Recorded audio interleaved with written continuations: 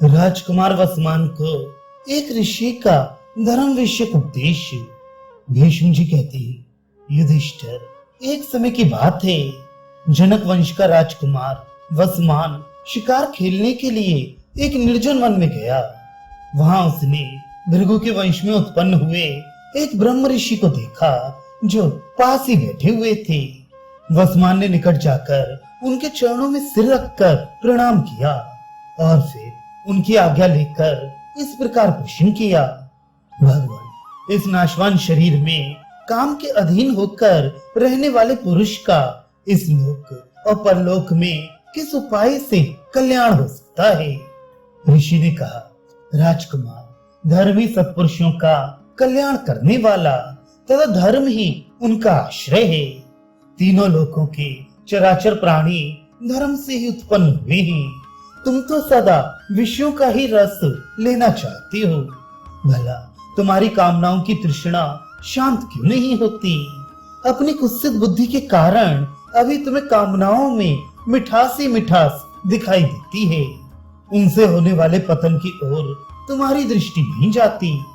जैसे ज्ञान का फल चाहने वाले के लिए ज्ञान से परिचित होना आवश्यक है, उसी प्रकार धर्म का फल चाहने वाले को भी धर्म का परिचय प्राप्त करना चाहिए।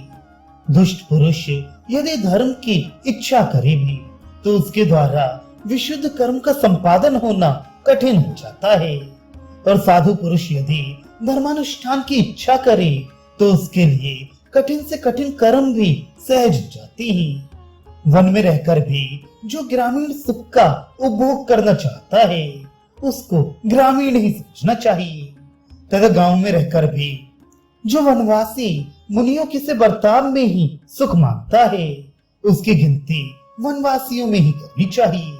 पहले निवृत्ति और प्रवृत्ति में जो गुण अवगुण है उसका तुम अच्छी तरह निश्चय कर लो, फिर एकाग्र चित्त होकर श्रद्धा पूर्वक मन, वाणी तथा शरीर द्वारा धर्म का अनुष्ठान करो। प्रतिदिन नियम और पवित्रता का पालन करते हुए अच्छे देश और काल में साधु पुरुषों को प्रार्थना और सत्कार पूर्वक अधिक से अधिक दान करना चाहिए और उनमें दोष दृष्टि नहीं रखनी चाहिए। शुभ कर्मों द्वारा प्राप्त हुआ धन सत्पात्र को अर्पण करना चाहिए। क्रोध त्याग कर दान देना चाहिए। देने के बाद पश्चाताप अथवा दान का बखान नहीं करना चाहिए।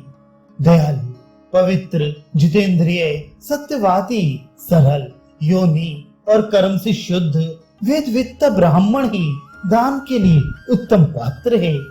अपनी ही जाति के उत्तम कुल में उत्पन्न हुई पति द्वारा सम्मानित पतिव्रता स्त्री उत्तम योनि मानी गई है।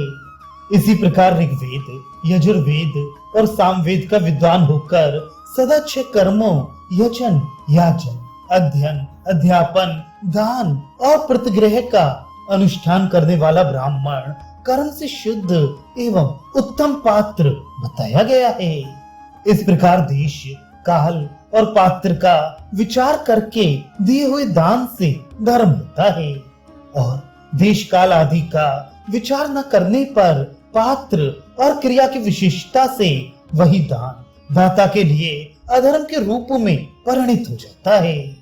जो मनुष्य अपने दोषों का नाश करके धर्म का आचरण करता है उसको धर्म परलोक में सुख पहुंचाता है। सभी प्राणियों के मन में अच्छे और बुरे विचार रहते हैं।